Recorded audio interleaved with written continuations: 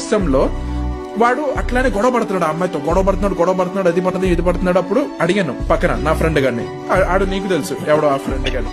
అయితే ఆయన అడిగారు, అరే ఏంట్రా ఎందుకని ఇంత దారుణంగా కొట్టేసుకున్నాడు, ఏమైందిరా అని అంటే, ఆ అమ్మాయికి వాడికి బ్రేకప్ అయిపోయిందిరా, వాళ్ళిద్దరికి బ్రేకప్ అయిపోయింది, ఆ అమ్మాయి వేరే వాడితో ఎవరితోనో రిలేషన్షిప్ లో ఉందంట ఇప్పుడు, అందుకనే ఇప్పుడు ఆ అమ్మాయి వాడితోనే బయటకు తిరగడానికి వెళ్ళింది, వీడేమో ఎందుకు తిరగడానికి వెళ్ళో వచ్చేయమని చెప్పి అరుస్తున్నాడు, ఈడేమో బ్రేకప్ ని యాక్సెప్ట్ చేయాల, ఆ అమ్మాయి వదిలేసి వెళ్ళిపోయింది. ఆడు వదిలేసి వెళ్ళిపోయిన తర్వాత పక్క రూమ్ లో ఆడు ఎక్కి ఏడుస్తున్నాడు.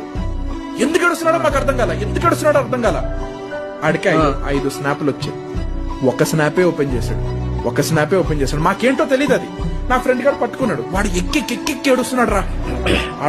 ఆడ ఫ్రెండ్ పట్టుకున్నాడు మా అందరి ముందు.